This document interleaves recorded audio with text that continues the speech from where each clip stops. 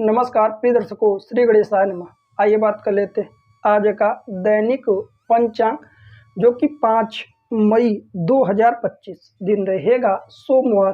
पंचांग के विषय में संपूर्ण जानकारी प्राप्त है तो वीडियो को अंततः अवश्य ही देखें। उससे पहले बात कर लेते हैं आज के दिन जिन जातकों का जन्म दिवस है उन सभी लोगों को हमारी तरफ से ढेर सारी शुभकामनाएं। आज के दिन जिन लोगों की शादी की सालगिरह है उनकी जोड़ी सदैव बनी रहे। वह दर्शक जो इस दैनिक पंचांग कार्यक्रम को देख रहे हैं आज का उनका दिन मंगलमय हो। 5 मई 2025 आज की तिथि अष्टमी 7:38 तक रहेगा। आज का नक्षत्र आश्लेषा 2:02 तक रहेगा। आज का कर्ण रहेगा बौ, जो कि 7:38 तक। इसके तत्पश्चात बालव कर्ण लगेगा, जो कि 8:04 तक रहेगा। आज का पक्ष रहेगा शुक्ल पक्ष। आज का योग रहेगा वृद्ध योग, रात्रि 12:19 तक। आज का वार रहेगा जो कि सोमवार। आइए बात करते हैं सूर्योदय, सूर्यास्त, चंद्रोदय, चंद्रास्त का क्या क्या समय। सूर्योदय का समय लगभग प्रातःकाल 5:19 पर, चंद्रोदय 12:18। आज का चंद्र राशि कर्क 2:02 तक रहेगा। सूर्यास्त होगा सायंकाल 6:30 पर। चंद्रास्त का समय 1:40 पर। आज का ऋतु रहेगा जो कि ग्रीष्म ऋतु। आइए बात करते हैं आज के विक्रम संवत के विषय में। 2082 मास समांत वैशाख मास। आज के सभी शुभ समय, अशुभ समय, शुभ तिथियां, अशुभ तिथियां क्या क्या रहने वाली हैं। शुभ मुहूर्तों में अभिजीत मुहूर्त प्रातः 11:28 पर आरंभ होगा, समाप्त होगा दोपहर 12:21 पर। कहा जाता है कोई शुभ मांगलिक कार्य यदि अभिजीत मुहूर्त में किया जाए अवश्य ही सफल होता है, क्योंकि अभिजीत मुहूर्त भगवान श्रीहरि को अत्यंत प्रिय है। आज के सभी अशुभ समय, अशुभ कालखंड जैसे कि राहु काल सुबह 6:58 पर आरंभ होगा, समाप्त होगा सुबह 8:37 पर। कहा जाता है कोई शुभ मांगलिक कार्य राहु काल अशुभ समय भूलकर ना करे तो बेहतर है। आज का गुलिक काल 1:33 पर दोपहर में आरंभ होगा, समाप्त होगा दोपहर 3:12 पर। आज का दिशाशूल होगा पूर्व की ओर। पूर्व की ओर आज के दिन यात्रा से सभी को बचना चाहिए। आइए बात करते हैं आज की चौघड़िया। चल चौघड़िया, लाभ चौघड़िया, अमृत चौघड़िया तथा शुभ चौघड़िया कब कब आरंभ हो रहे हैं, कब समाप्त होगा। सबसे पहली चौघड़िया आज रहेगी अमृत चौघड़िया। सुबह 5:19 पर आरंभ होगा, समाप्त होगा सुबह 6:58 पर। आज की शुभ चौघड़िया सुबह 8:37 पर आरंभ होगा, समाप्त होगा सुबह 10:16 पर। आज की चल चौघड़िया सुबह 1:33 पर आरंभ होगा, दोपहर में समाप्त होगा दोपहर 3:12 पर।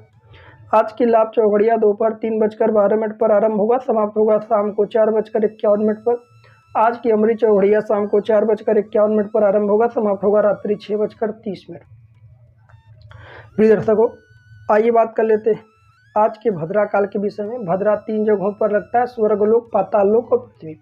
जब जब भद्रा होता है उसमें यात्रा, मांगलिक कार्य आदि नहीं करना चाहिए। हालांकि आज के दिन भद्रा काल नहीं रहेगा। आइए बात करते हैं आज के लग्न तालिका। चर लग्न, स्थिर लग्न, द्वि स्वभाव लग्न कब कब आरंभ हो रहे हैं, कब समाप्त होगा। आज का सबसे पहला लग्न मेष लग्न रहेगा, 4:16 पर आरंभ होगा, समाप्त होगा सुबह 5:55 पर। वृषभ लग्न सुबह 5:55 पर आरंभ होगा, समाप्त होगा सुबह 7:52 पर। आज का मिथुन लग्न सुबह 7:52 पर आरंभ होगा, समाप्त होगा सुबह 10:06। कर्क लग्न सुबह 10:06 पर आरंभ होगा, समाप्त होगा दोपहर 12:24 पर। सिंह लग्न दोपहर 12:24 पर आरंभ होगा, समाप्त होगा दोपहर 2:38। कन्या लग्न दोपहर 2:38 पर आरंभ होगा, समाप्त होगा शाम को 4:52 पर। तुला लग्न शाम को 4:52 पर आरंभ होगा, समाप्त होगा रात्रि 7:08 पर। वृश्चिक लग्न रात्रि 7:08 पर आरंभ होगा, समाप्त होगा रात्रि 9:26 पर। धनु लग्न रात्रि 9:26 पर आरंभ होगा, समाप्त होगा रात्रि 11:31 मिनट। मकर लग्न रात्रि 11:31 पर आरंभ होगा, समाप्त होगा रात्रि 1:16 पर। वहीं कुंभ लग्न रात्रि 1:16 पर आरंभ होगा, समाप्त होगा रात्रि 2:47 पर। आज का मीन लग्न दोपहर 2:47 पर आरंभ होगा, समाप्त होगा शाम को 4:16। प्रिय दर्शकों, यह थे 5 मई 2025 के दैनिक पंचांग के विषय में संपूर्ण और विस्तृत जानकारी। आइए बात करते हैं आज के कुछ दिव्य और महा उपाय। बहुत आदि कमेंट आदि आ रहे थे काल सर्प दोष को लेकर के, कुंडली में काल सर्प दोष है तो कौन कौन समस्या उत्पन्न कर देते हैं, इससे बचने का क्या उपाय है, और कुंडली में काल सर्प दोष का योग है कि नहीं है, यह कैसे जाने। इसके लिए बहुत सरल से उपाय हम बताएंगे। सबसे पहले आपको बता दें, यदि आपके लग्न में राहु बैठे, सप्तम में केतु बैठे हो, 12 भाव होते हैं, और राहु केतु की एक तरफ सारे ग्रह आ जाएं या केतु और राहु के एक तरफ सारे ग्रह आ जाएं तो यह काल सर्प दोष है। या फिर आपके चतुर्थ में राहु या केतु कोई भी हो, दशम में राहु या केतु में से कोई ग्रह हो, उसके ऊपर सभी ग्रह आ जाएं या उसके नीचे सभी ग्रह आ जाएं तो यह काल सर्प दोष है। या फिर द्वितीय भाव में राहु हो और सप्तम भाव में, अष्टम भाव में केतु, राहु केतु के मध्य इस तरफ सारे ग्रह आ जाएं या उस तरफ सारे ग्रह आ जाएं तो यह काल सर्प दोष का योग है। इसमें काल सर्प दोष में यह लक्षण है, आप इससे पहचान सकते हैं, और जीवन में बहुत बाधाएं आती हैं। नौकरी आदि में समस्या काल सर्प दोष के कारण आता है। काम धंधों में भारी मात्रा में नुकसान होता है काल सर्प दोष के कारण। जीवन में हर क्षेत्र में असफलताओं का सामना करना पड़ता है। मेहनत 100 करें, लाभ केवल 1 पाएँ। वहीं हर काम अधूरा छूट जाता है। गलत आदतें, व्यसन आदि की क्रियाओं में लिप्त होना, ये सारे काल सर्प दोष के लक्षण हैं।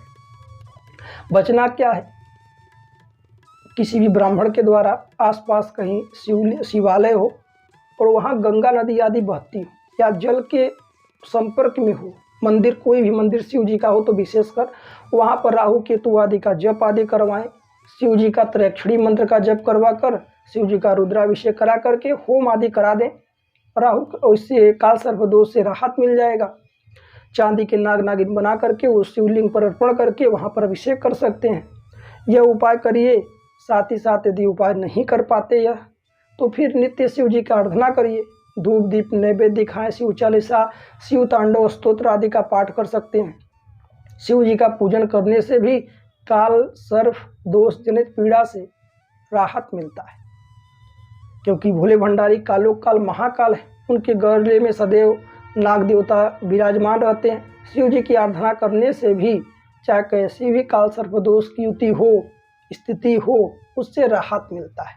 नित्य शिव जी को अर्घ प्रदान करिए, जाकर जल दीजिए, शिव जी से प्रार्थना करिए, लाभ आपको होगा। आपकी कुंडली में कौन से ग्रह कहाँ पर हैं, आप चाहें तो कमेंट कर सकते हैं। कुंडली आदि दिखवाना हो तो स्क्रीन पर दिए हुए नंबर पर व्हाट्सअप आदि कर सकते हैं। हमारा यूट्यूब वीडियो देखने के लिए आप सभी दर्शकों का बहुत बहुत धन्यवाद। मिलते हैं अगली वीडियो में। राधे राधे, जय श्री कृष्ण। क्यों बना के बंद कर भाई, बहुत ज़्यादा हुई गला बहुत सारी, कितना परेशानी। अच्छा नहीं,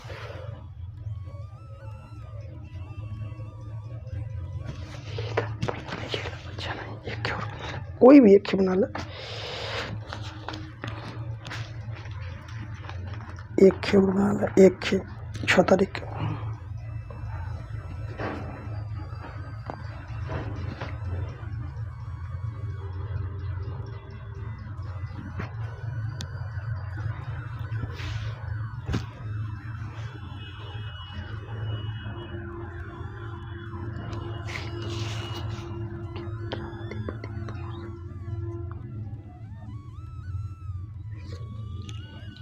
अरे साला बंदा ना है।